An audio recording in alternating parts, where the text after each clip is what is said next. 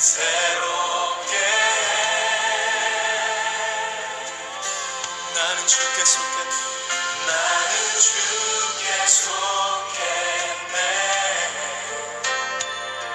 내 마음 다해 우리 주님께 사랑의 고백을 올려드립시다.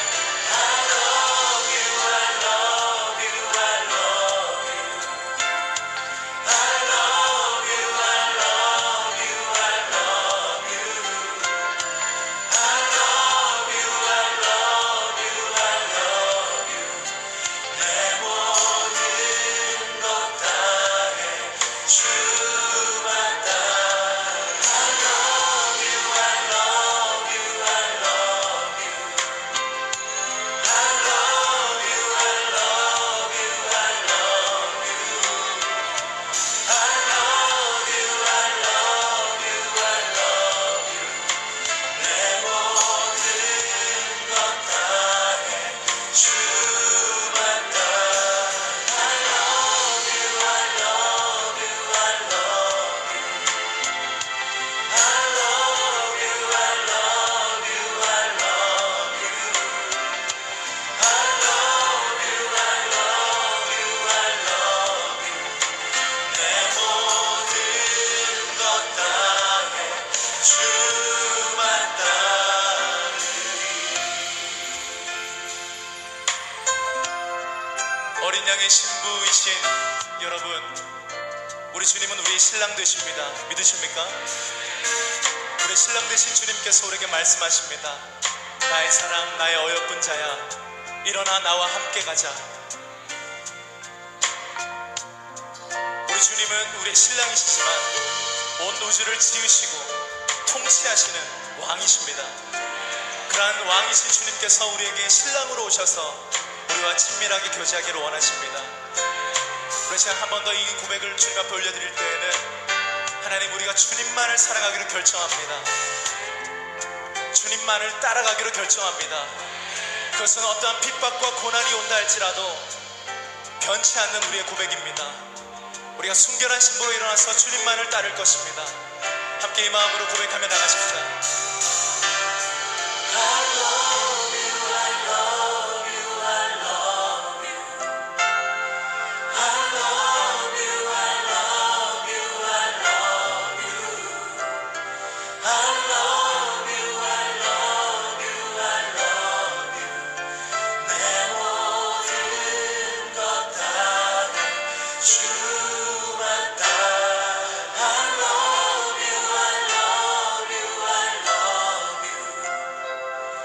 I love you, I love you, I love you. I love you, I love you, I love you. 내 모든 것 다해 주만 따르리.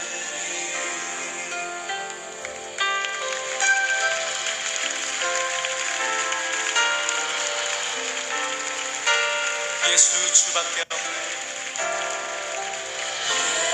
예수 주님밖에 없네.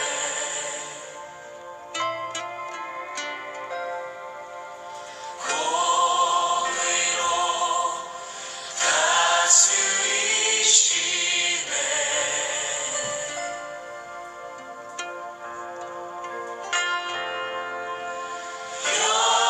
열방이 주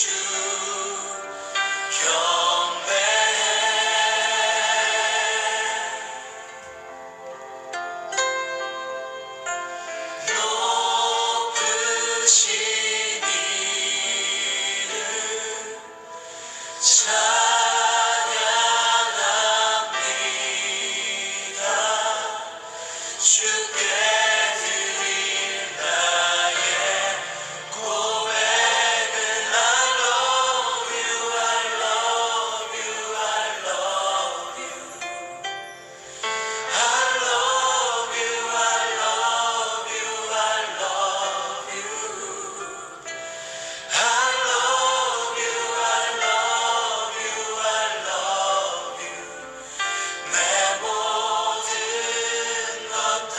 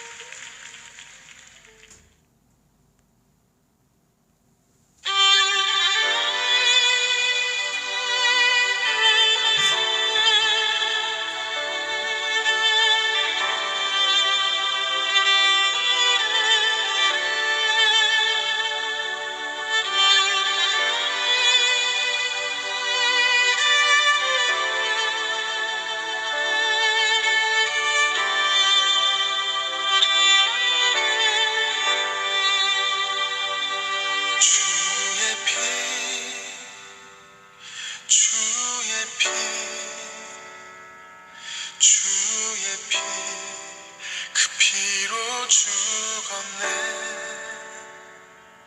주의 피, 주의 피, 주의 피, 그 피로 살았네. 주의 피, 주의 피, 주의 피, 그 피로 죽었네. 주의 피, 주의 피, 주의 피, 그 피로 살았네. 주의 피, 주의 피,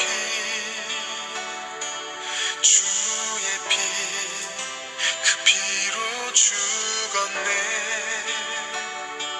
주의 피, 주의 피,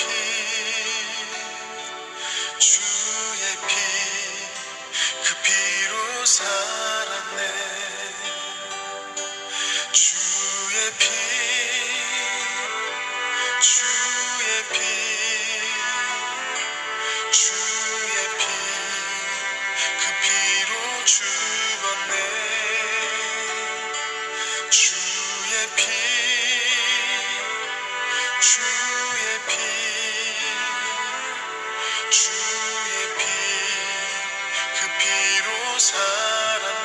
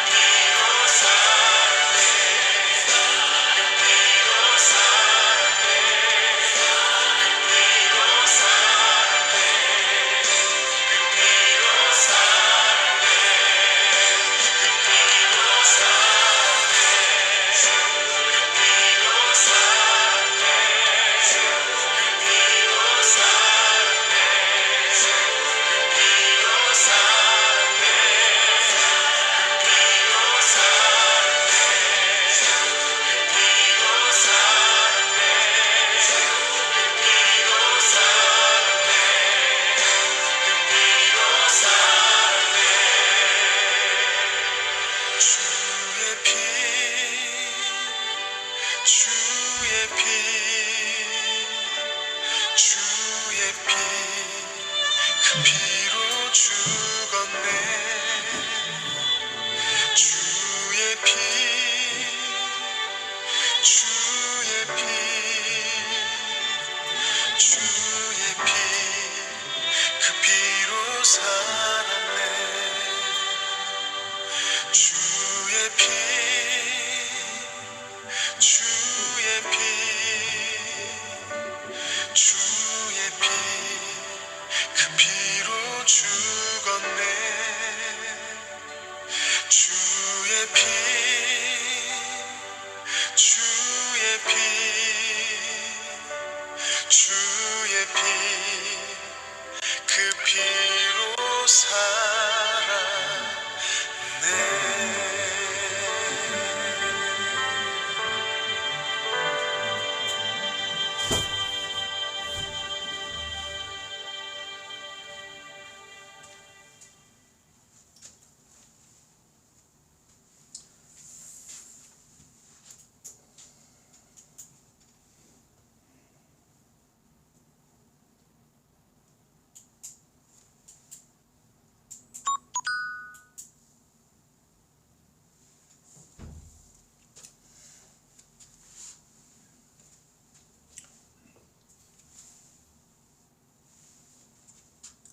시간이 되었습니다. 우리 다 같이 묵상 기도함으로 사순절 다섯째 주일 예배로 나아가도록 하겠습니다.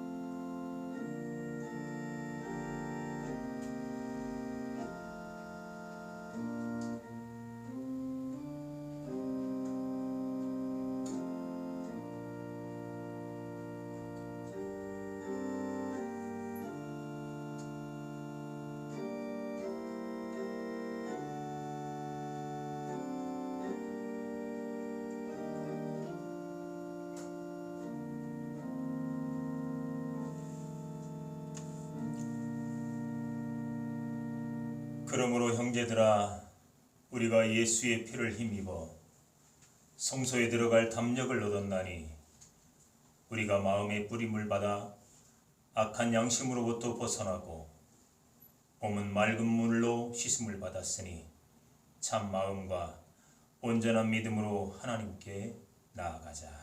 아멘. 사랑이 많으신 하나님 아버지, 우리의 질고를 지고 골고다 언덕길을 오르신 예수님의 은혜를 힘입어 예배의 자리로 나옵니다. 예수께서 걸어가신 발자취를 저희들도 따르기 원합니다. 예수님께서 지셨던 십자가를 우리도 감당하기 원합니다. 사순절 기간이 깊어지고 있사오니 저희들의 마음에도 예수님의 고난이 더욱 깊이 새겨지기를 원합니다. 예배하는 이 시간 주님께 찬양할 때, 주님께서 들려주시는 말씀을 들을 때 우리의 심령이 십자가 사랑으로 인하여 구원의 확신이 넘쳐나게 하옵소서. 예수님의 이름으로 기원하옵나이다. 아멘. 다같이 찬송가 254장 함께 찬양하시겠습니다.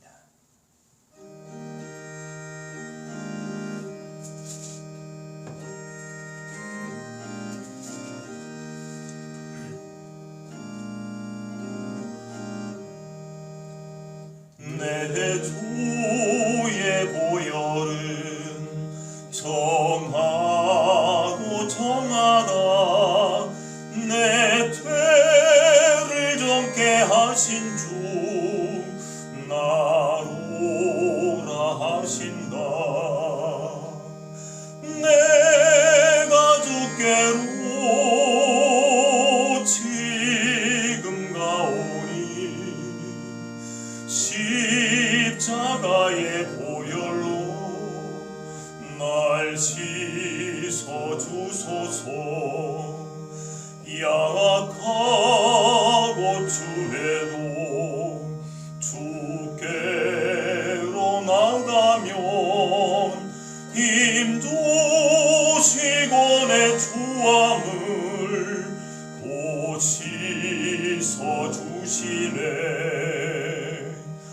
내가 주께로 지금 가오니 십자가의 보혈로 날 씻어주소서. 나로라 하심은 온전한 믿음과 또 사랑함과 평안함 다 주려 함이라. 내가 주께로 지금 가오니 십자가의 보혈로 날 씻어주소서. 큰 죄인 못받아 살 길을 얻었네. 한없이 넓고 그 은혜 베풀어 주소서. 내가 주께로 지금 가오니 십자가의 보혈로 날 씻어주소서. 그 피가 맘속에 큰 증거 됩니다. 내 기도 소리 들으사 다 허락하소서. 내가 주께로 지금 가오니 십자가의 보혈로 날 씻어주소서.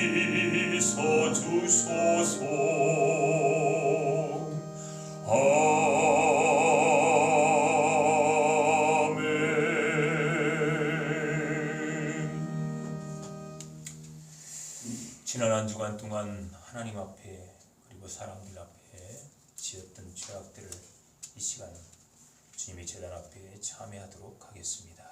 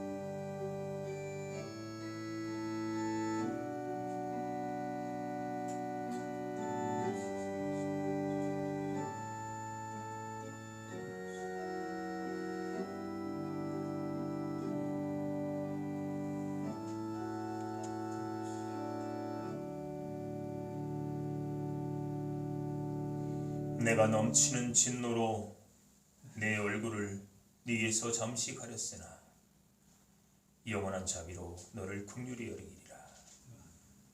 내 구속자 하나님께서 말씀하셨느니라. 아멘. 나는 전능하신 하나님 천지의 창조주를 믿습니다. 나는 그의 유일하신 아들 우리 주 예수 그리스도를 믿습니다.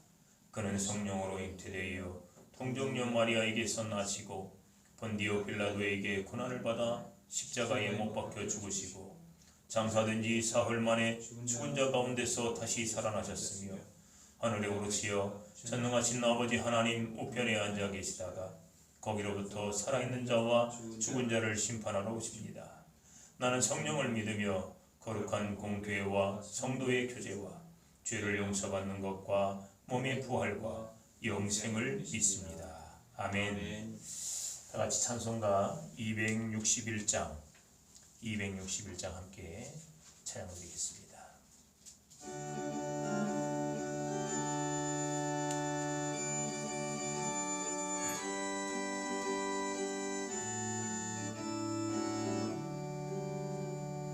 이 세상의 모든 죄를 맑히시는 주의 보혈, 성자 예수 그 귀한 피 찬송하고 찬송하세. 주님 앞을 멀리 떠나 길을 잃고 헤맬 때에 남 뒤를 따라오사 진이 구원하셨도다. 흰 눈보다도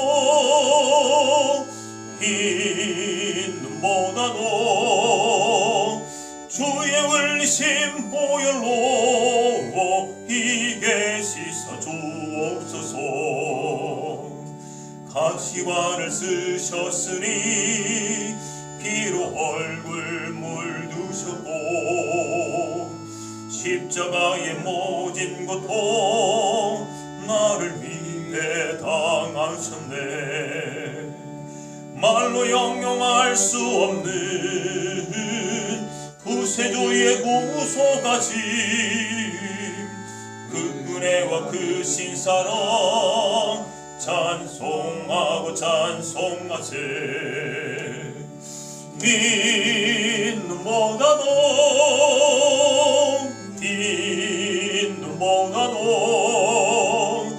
주의 흘리신 보혈로 이게 씻어 주옵소서.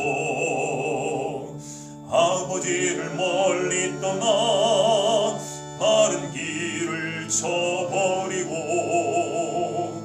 여러 가지 죄악으로 주홍같이 되었으니 물 같은 것 가지고는 씻을 수가 아주 없네. 주여 귀한 보배 피로 날 정결케 하옵소서. 흰 눈보다도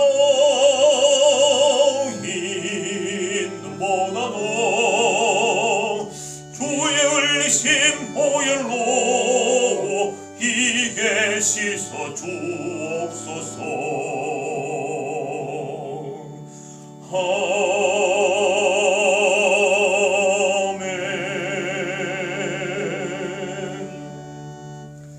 기도하겠습니다. 사랑과 은혜의 하나님, 죄로 인해 죽음의 운명에 빠진 세상을 사랑하사 독생자 예수님을 화목제물로 삼으시어 죄로 인한 갈등을 지우시고 영생의 기회를 베푸심에 감사와 찬양을 올려드립니다. 아멘. 또한 사순절을 보내는 마지막 주일에 성령의 통행으로 예수님을 본받아 그분의 길을 걷게 하심에 하나님께 영광을 올려드립니다. 골고다의 언덕에 십자가를 세우시어 갈라진 관계의 다리가 되어주신 주님, 주님의 십자가를 붙잡고 기도합니다. 세상의 눈물이 주님의 십자가를 통해 하늘의 위로로 닦아지게 하옵소서. 군부의 총칼에 피 흘리는 미얀마 백성들의 통곡에 귀 기울여 주옵소서. 아멘. 잘못된 인종주의자의 교만으로 허무한 죽음을 맞이한 사람들과 그 유족의 피눈물을 닦아 주옵소서. 코로나 질병으로 인해 생계에 위협을 받으면서도 손발이 묶인 백성들의 눈물에 긍휼을 베풀어 주옵소서.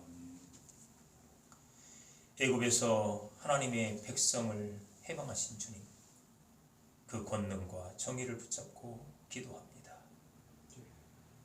바로의 교만 앞에 나타나신 하나님의 권능을 간구합니다.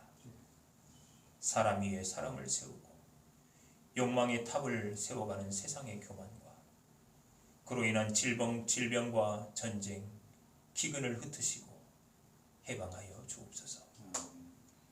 힘을 앞세워 약자의 학살을 일삼는 곳에 출애굽의 역사가 일어나게 하옵소서. 삐뚤어진 민족주의와 인종주의나 극단적 세대주의로 인한 갈등으로 상식이 상실되는 세상의 골고다에 예수님의 십자가가 바로 서게 하옵소서. 하지만 모든 것이 아버지의 사랑과 뜻 가운데에 행하여지기를 간구합니다. 생명을 주신 주님, 이 시간 주님의 제단에서 선포되는 말씀으로 온 세상에 하늘과 땅을 연결하는 위로와 정의의 역사가 일어나게 하옵소서. 예수 그리스도와 십자가만 선포되게 하시고 아멘의 화답이 넘쳐나게 하옵소서. 또한 그 말씀으로 살아갈 때 성령의 능력만 의지하여 모든 영광을 하나님께 돌리게 하옵소서. 나보다 나를 더 잘 아시고 나를 나보다 더 사랑하시는 예수님의 이름으로 기도드립니다. 아멘. 아멘.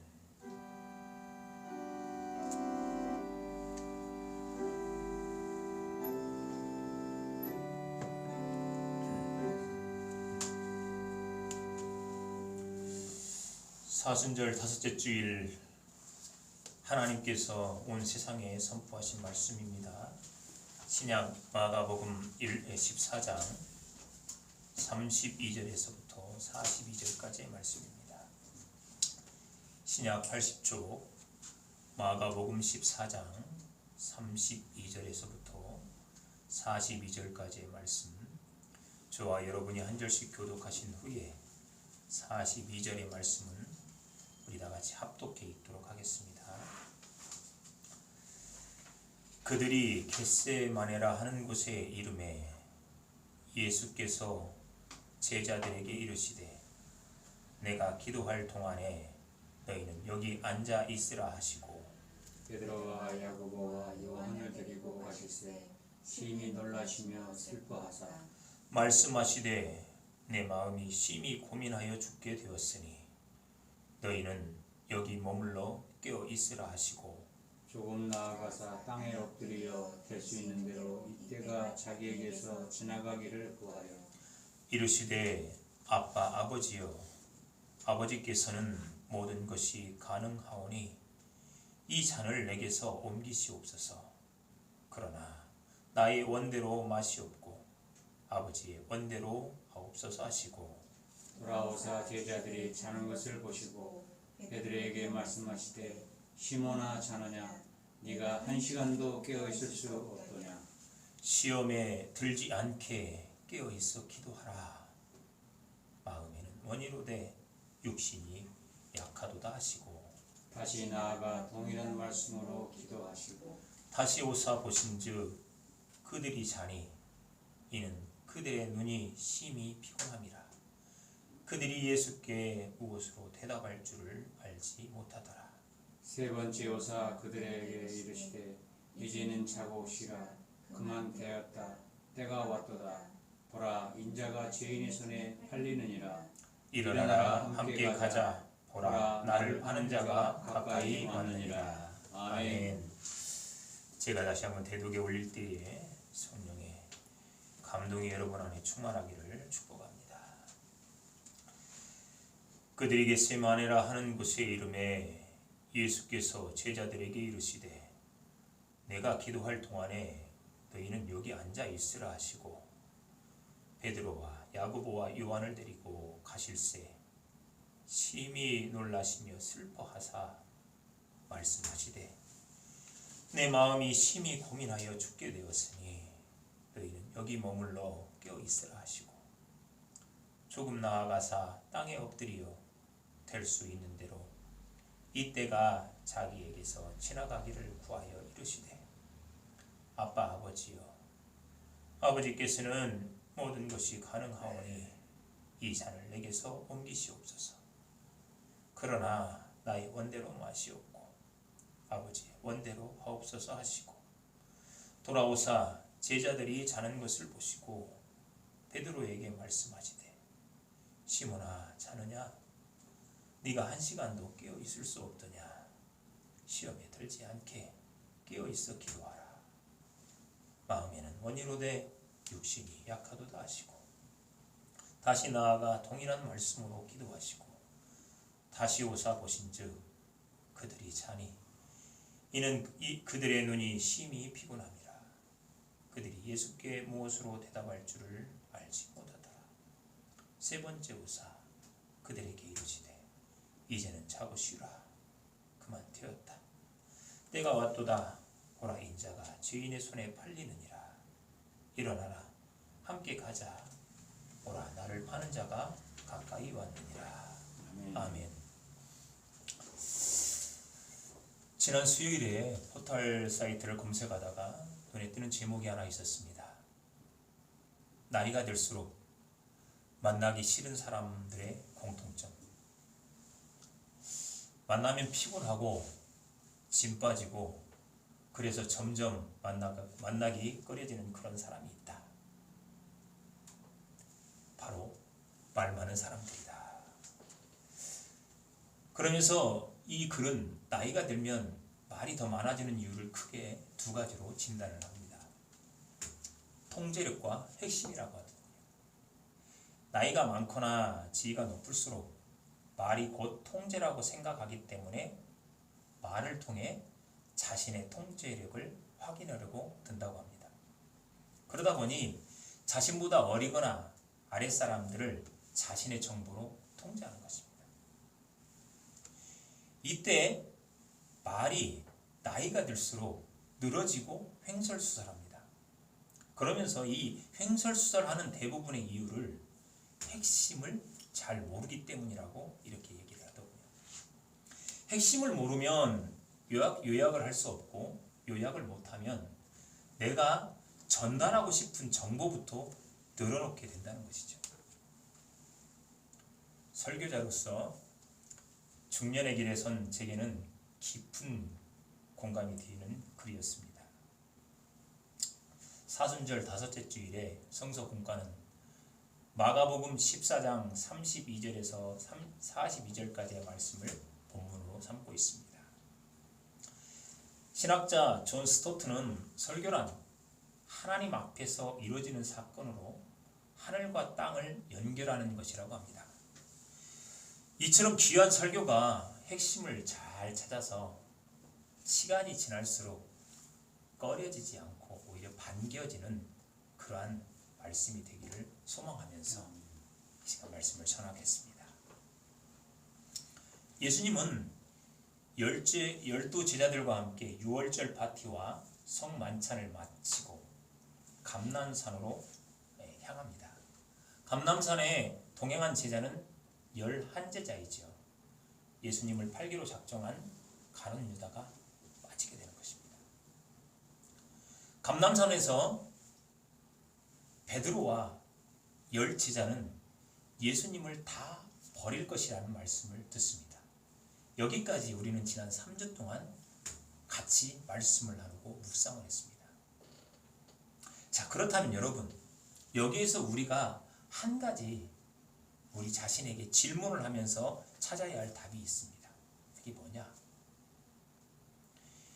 여러분은 예수님의 죽음 앞에 선 12제자가 어떤 존재라고 생각을 하십니까? 예수님의 길을 걷기로 작정한 성도에게 이 질문은 아주 중요합니다. 예수님 십자가의 길을 따르기로 작정한 제자에게 자신의 정체성을 명확하게 알게 하여서 올바른 마음가짐과 명철한 삶의 방향을 제시하기 때문입니다. 자, 답을 한번 찾아가 봅시다. 성도는 하나님의 은혜를 입은 존재입니다. 믿습니까? 예수님을 통해 죄로 인한 죽음에서 건져짐을 받았기 때문이죠. 자, 여기까지는 우리가 익히 들어왔고 쉽게 인정하는 내용입니다. 자, 그런데 그럼에도 불구하고 예수님의 죽음 앞에서 성도, 제자들은 하나님의 은혜를 버리고 예수님을 배신합니다. 예수님을 팔고 예수님을 버립니다. 이들이 바로 예수님께서 택하신 제자들입니다. 이들이 바로 교회입니다. 하나님께서 택하신 성도입니다. 누군가는 예수님을 팔았다면 누군가는 예수님의 죽음 앞에서 예수님을 버렸다는 것입니다. 의인의 길에 세웠으나 위기 앞에서 죄인의 길로 돌아서는 연약하고 미약한 존재 말입니다. 성도들에게 이것은 쉽게 인정되지 않고 자꾸 까먹는 진리입니다. 이 사실을 인정하고 고백하며 살아가는 것이 신앙의 핵심 중에 아주 중요한 것이 하나입니다. 왜냐하면 이 사실을 인정하는 성도만이 성령을 온전히 붙잡고 시험 앞에서 넘어지지 않을 수 있기 때문입니다. 하지만 이 사실을 인정하지 않았던 제자들은 모두 넘어지게 됩니다. 본문은 베드로가 힘있게 말하되 내가 주와 함께 죽을지언정 주를 부인하지 않겠나이다 하고 모든 제자들도 이와 같이 말하니라 라는 31절의 말씀과 함께 시작을 합니다. 본문이 주는 첫 번째 핵심입니다. 예수님은 너희가 주의 은혜를 입었지만 모두 나를 배신한다라고 말씀합니다.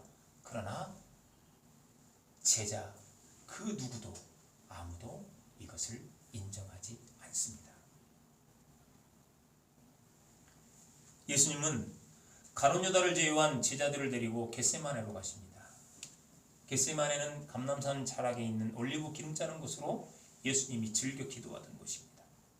먼저 8명의 제자를 한 지점에 남겨두시고 내가 기도할 동안에 너희는 여기 앉아 있으라고 부탁을 합니다. 그리고 베드로와 야고보와 요한을 데리고 기도의 장소로 좀 더 이동을 하십니다. 특별히 이 3명의 제자들에게는 예수님은 이렇게 부탁을 하십니다. 내 마음이 심히 고민하여 죽게 되었으니 너희는 여기 머물러 깨어있으라. 그렇게 예수님은 홀로 기도의 자리로 이동하신 것입니다.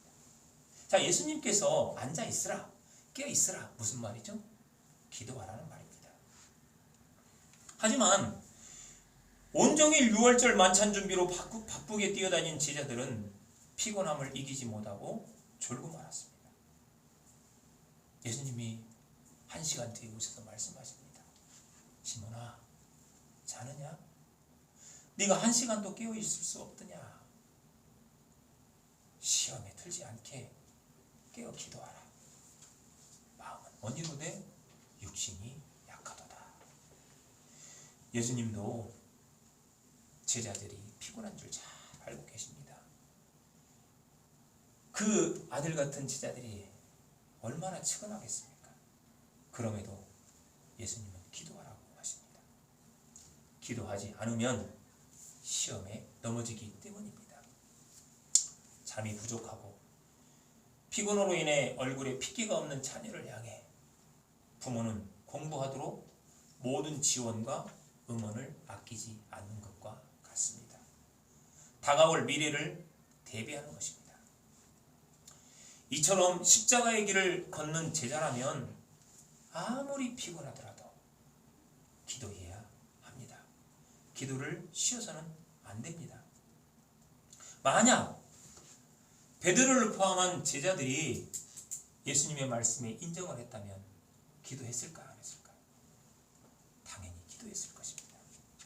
하지만 제자들은 자신의 정체성을 인정하지 않았고 그래서 피곤함에 잠을 청하고 기도하지 않았습니다. 그래서 결국 그들은 넘어진 것입니다. 여러분, 셰익스피어의 4대 비극을 아십니까? 햄릿, 오셀로, 맥베스, 리오왕이죠. 이 작품을 통해 셰익스피어가 얼마나 위대한 작가인지를 알 수 있습니다. 오죽했으면 엘리자베스 여왕은 영국은 넘길 수 있으나 섹스피어는 못 넘긴다고 말을 했을까요? 네 편의 소설에 등장하는 인물들은 모두가 성공으로 막대한 부와 권력을 차지하므로 세상의 부러움을 사며 부족함이 없이 살아가는 존재들입니다. 하지만 이들은 욕망에 사로잡혀 살아갑니다. 섹스피어는 이들을 마치 영양실조에 걸린 돼지처럼 영혼이 결핍된 상태로 그려냅니다. 영혼이 결핍된 이들은 온갖 두려움과 허무함으로 휩싸이게 되죠. 두려움과 허무함에 휩싸이기 때문에 더 욕망을 통해서 채우려고 하는 것입니다. 그들은 결국 모두가 허무한 죽음을 맞이합니다. 섹스피어는 네 편의 소설을 통해 인간 누구나 죄를 짓고 싶지 않지만은 욕망이 모든 상황 속에서 죄를 발생시키는 것을 잘 그려내고 있습니다. 소설을 통해 인간이 욕망 앞에서 얼마나 나약한 존재인지를 잘 알 수 있습니다. 이처럼 인간이 욕망 앞에서 나약한 존재가 되는 이유가 뭘까요? 그거는 사탄은 언제나 우리 마음속에 어리석음을 주입할 수 있기 때문입니다. 지난 목요일에 지인 집사님과 통화할 일이 있었습니다. 오랜만에 통화로 가족들의 안부도 물었고요. 그분들의 그 가정의 1년 뒤 계획을 전해드리면서 즐거운 시간을 이렇게 보내고 있었습니다. 그런데 대화 중에 안타까운 소식을 하나 전해듣게 되었습니다. 제가 유독 정성을 많이 쏟았던 집사님 가정이 요사이 교회를 잘 나오지 않는다고 합니다. 그래서 왜 그러냐고 물었죠. 그랬더니 그 교회에 항중 직분자들 선출이 있었습니다. 항중 직분자들을 세우는데 두 내외가 선택을 받지 못했답니다. 그러던 도중에 그 집사님 가정이 아파트를 한 채 분양을 받았다고 하더군요. 선거에서 탈락된 그 아쉬움이 시험이 되었고 시험은 눈을 교회에서 세상으로 돌리게 한 것입니다. 그러다 보니까 봉사는 고사하고 주일 성수마저 제대로 못하고 있다고 합니다. 아이들마저 영향을 받아서 예배에 빠지는 횟수가 늘어나고요. 남편 집사님은 아내만 교회에 보내고 차에서 기다리고 있다가 끝나면 다시 태워가지고 집으로 간다고 하더라고요. 저는 그분이 얼마나 열심히 그리고 또한 성실히 신앙을 지키려고 애써왔는지를 잘 알기 때문에 그 소식이 너무나 가슴 아팠습니다. 그리고 이렇게 생각을 해봤습니다. 무엇이 그분에게서 믿음을 빼앗았을까? 시험이죠. 사탄은 시험을 통해서 어리석음을 주입한 것입니다. 어리석음이 주입된 성도는 시선을 신앙에서 욕망으로 돌립니다. 거기에서 허무함을 보상받으려고 합니다. 여러분 그거 아십니까? 욕망의 시선은요 항상 위하고 앞만 보게 합니다. 욕망은 영혼의 결핍에서 오는 두려움과 허무함을 채우기 위해서 굶주린 아가리를 항상 벌리죠. 그래서 욕망을 향해 달려가도록 연료를 부어넣는 것입니다. 결국 욕망은 폭주기관차가 되어서 막다른 철도가 아니면 멈추지 못합니다. 이처럼 인간은 사탄을 통해 얼마든지 어리석은 존재로 변모될 수가 있습니다. 그래서 인간은 항상 주님을 붙잡고 기도해야 합니다. 두 번째 핵심입니다. 십자가의 길을 걷는 제자는 넘어지지 않게 항상 기도해야 합니다. 예수님은 그렇게 권면하시고 기도의 자리로 돌아가십니다. 그렇다면 예수님은 기도의 자리로 돌아가셔서 무엇을 기도했을까요? 공간복음을 보면은 마치 예수님이 자신이 순환을 받아들이기 위한 기도만 드린 것으로 비춰질 수가 있습니다. 35절 36절 말씀이 그 말씀이겠죠. 자 한번 같이 볼까요? 35절 36절 같이 읽습니다. 좀 나아가사 땅에 엎드려 될 수 있는 대로 이때가 자기에게서 지나가기를 구하여 이르시되 아빠 아버지여 아버지께는 모든 것이 가능하오니 이 잔을 내게서 옮기시옵소서. 그러나 나의 원대로 마시옵고 아버지의 원대로 하옵소서 하시고. 자, 그렇습니다. 공간복음은 이 부분을 굉장히 강조합니다. 어떤 데는 2번이나 반복해서 썼고요. 그런데 이렇게 보면 예수님이 마치 순환을 받아들이기 위해서 기도한 것만으로 보일 수 있습니다. 뭐 아까 첫 번째로 베드로를 찾아왔을 때 1시간이라도, 그러니까 1시간 동안 이 기도로만 했냐 이 말이죠. 그게 아니었던 것입니다. 그것은 요한복음 17장을 배제하는 데서 오는 내용입니다. 요한복음 17장은 예수님께서 잡히시기 전 기도하신 내용을 기록한 내용입니다. 겟세마네 기도이죠. 이 요한복음의 17장의 기도 내용을 한 단어로 요약을 하면 하나됨입니다. 그리고 한 구절로 한다면 제자들의 하나됨입니다. 이것을 한 문장으로 요약을 하면 예수님이 하나님과 하나 된 것처럼 제자들이 예수님과 하나 되어 하나님과 하나 되는 것입니다. 다시 말해서 예수님은 겟세마네에서 자신보다도 제자들을 위해 더 많은 시간을 기도한 것입니다. 본문 33절과 34절이 이 사실을 뒷받침하고 있습니다. 본문의 33절에 보면 이 구절이 나오지요. 심히 놀라시며 슬퍼하사. 34절 심히 고민하여 죽게 되었으니. 이 33절에 나와 있는 이 심히 놀라시며 슬퍼하시라, 이 말에 대한 해석은 공동번역이 잘했습니다. 공포와 번민입니다. 그렇습니다. 그러니까 결국 예수님은 이 공포와 번민 때문에 마음이 괴로워 지금 죽을 지경인 것입니다. 여러분, 예수님의 공포는 36절, 35절에 기록되어 바와 같이 예수님께서 받으실 고난입니다. 우리는 예전에 멜 깁슨이 감독했던 패션 오브 크라이스트를 통해서 예수님의 순환이 얼마나 끔찍하고 고통스럽고 무서운 것인지 충분히 엿볼 수 있습니다.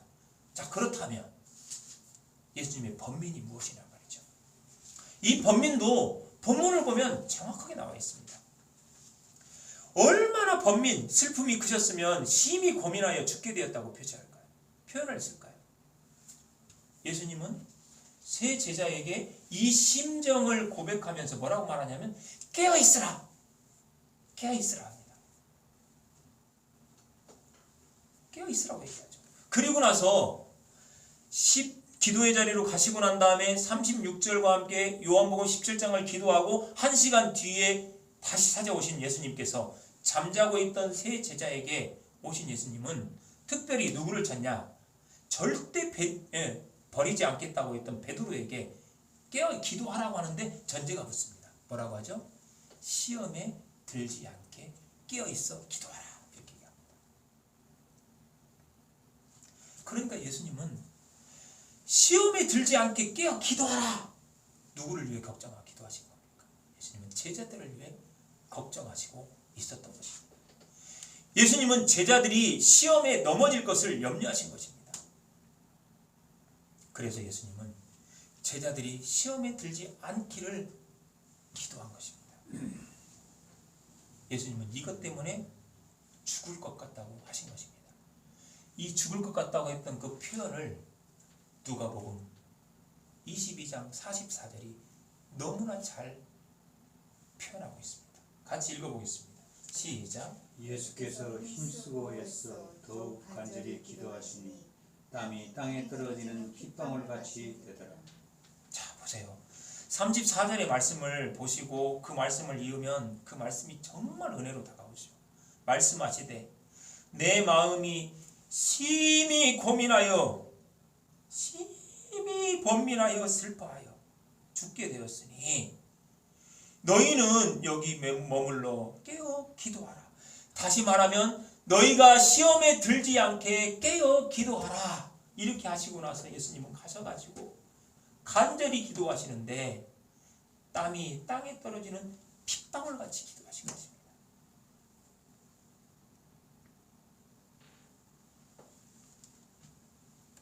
얼마나 제자들이 시험에서 넘어지지 않기를 간절히 기도했으면 땀이 떨어지는 핏방울같이 되었겠습니까?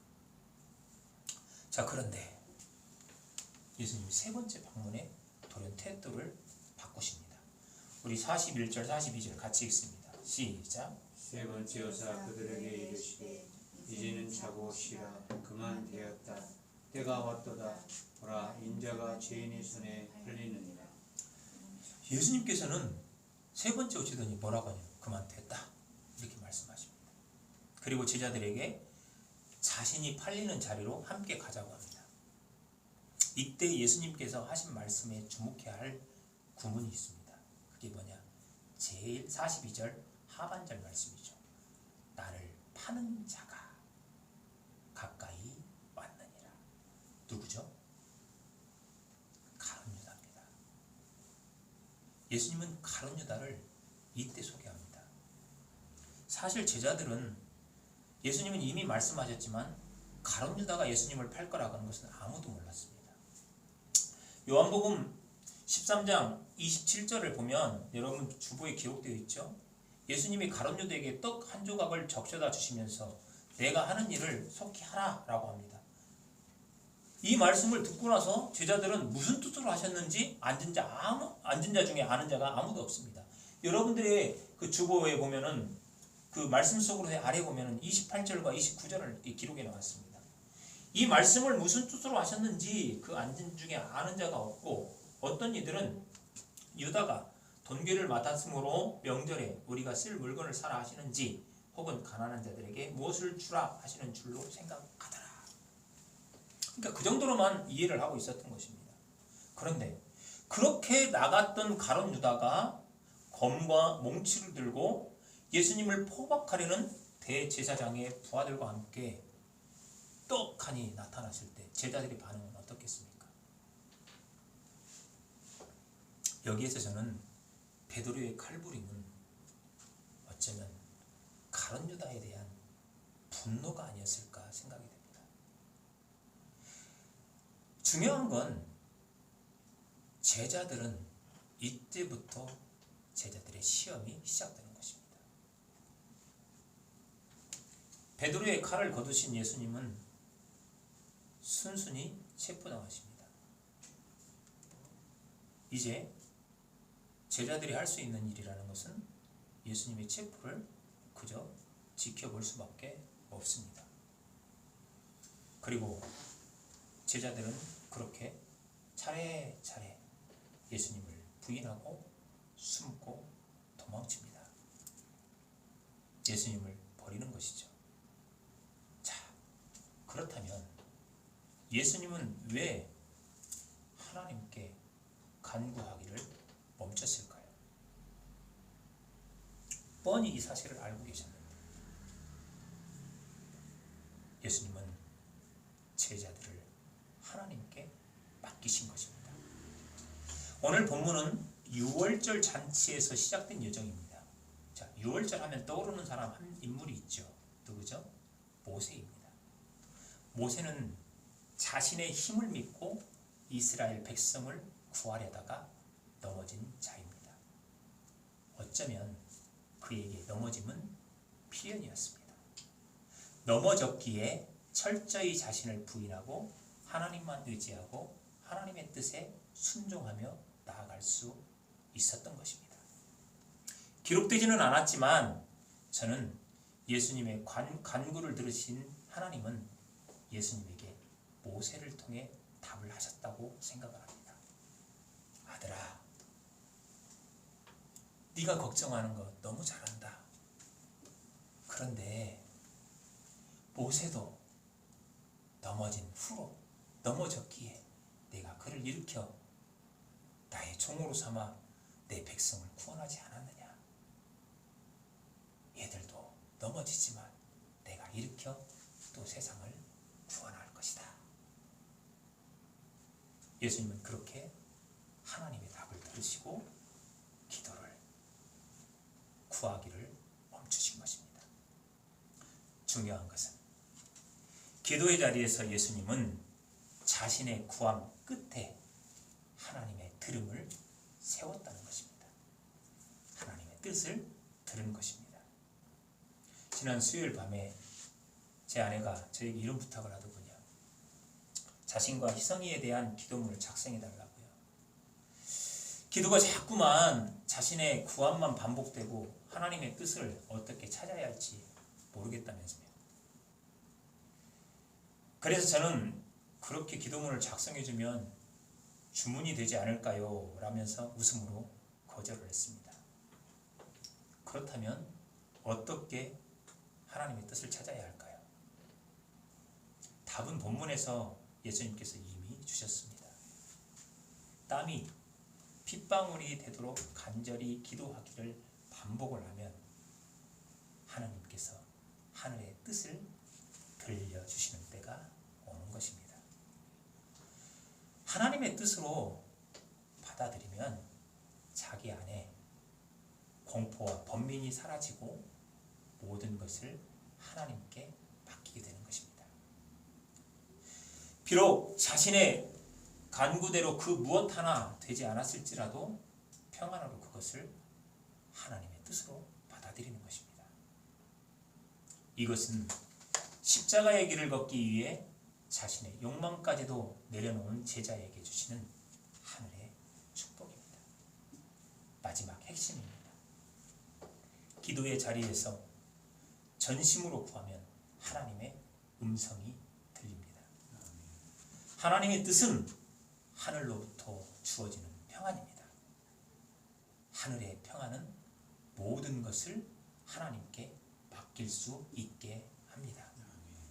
모든 것을 하나님께 맡기면 세상의 공포와 번민으로부터 해방됩니다. 사랑하는 좋은교회 성도 여러분, 우리는 하나님의 은혜로 죽임에서 건져심을 받은 존재입니다. 믿습니까? 아멘. 그럼에도 우리는 하나님의 은혜를 팔고 버리는 존재입니다. 이것 또한 믿습니까? 그렇다면 이것을 믿는다면 시험에 들지 않기 위해서 기도하기를 축복합니다. 땀이 핏방울이 되도록 간절히 기도하십시오. 예수님처럼 나의 문제보다 나의 형제, 내 이웃을 위해 기도하십시오.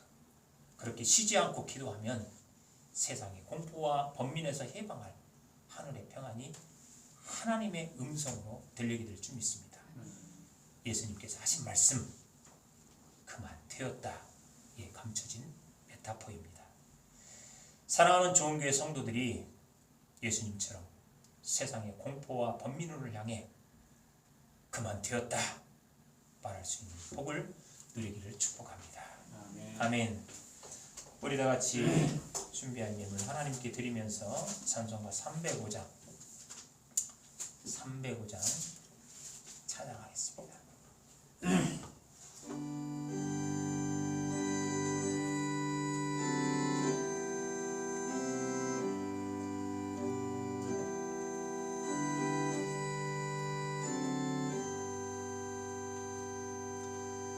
나 같은 죄인 살리시 주의 놀라운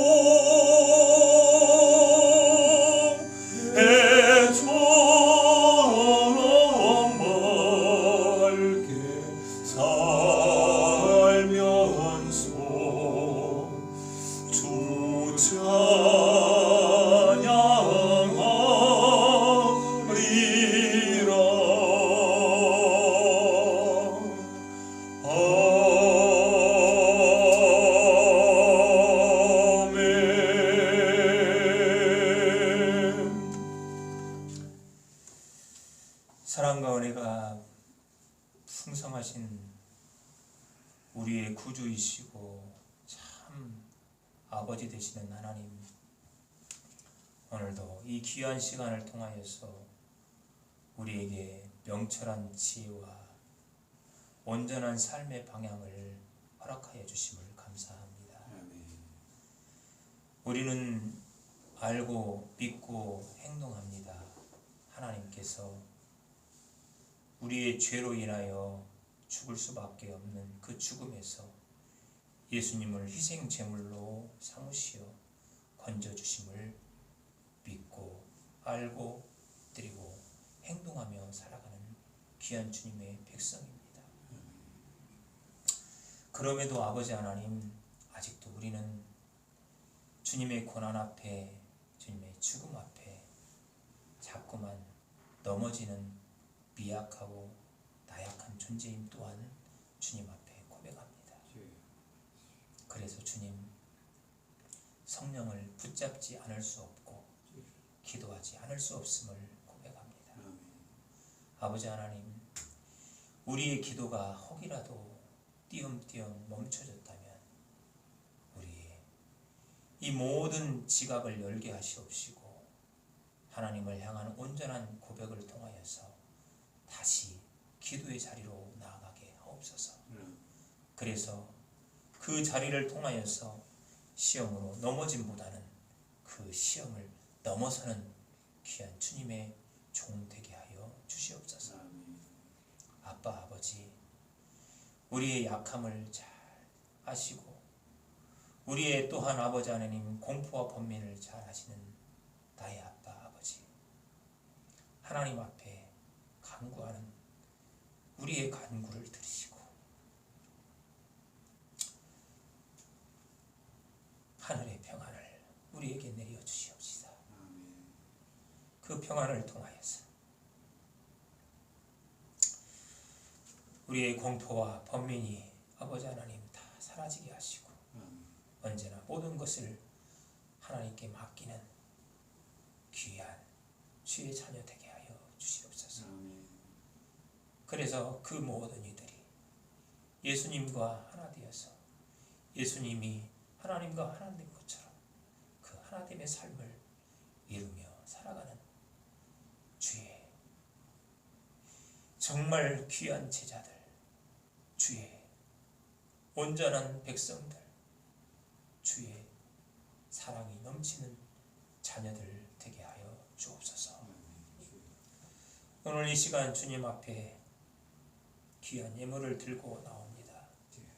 드리는 모든 예물, 그 모든 손길 하나하나, 거기에 들어있는 모든 금액들, 그 모든 금전들 하나하나 주님을 향한 우리의 온전한 헌신과 헌물이오니 주께서 받으시옵시고 주께서 그것을 기뻐 사용하여 주시옵시고 그것을 사용하실 때에 주의 향기가 온전히 퍼지도록 축복하여 주시옵소서.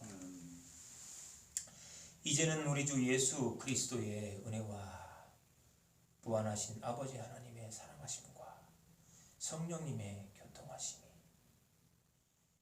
하나님의 그 귀한 은혜를 덧입었음에도 자꾸만 넘어지는 우리 안에 기도함과 성령을 붙잡음을 통하여서 모든 것을 하나님께 맡기겠다 다짐한 이곳에 모인 주의 거룩한 백성들과 그들의 기도 제목과 특별히 미얀마 그 나라와 미국의 애틀란트에 공고하게 피해받은 그 백성들과 그리고 이 땅에서 지금 코로나로 인하여 고통받고 있는 수많은 우리의 동포들 머리 위에 지금부터 영원토록 함께 하시옵기를 간절히 축원하옵나이다. 아멘. 아멘.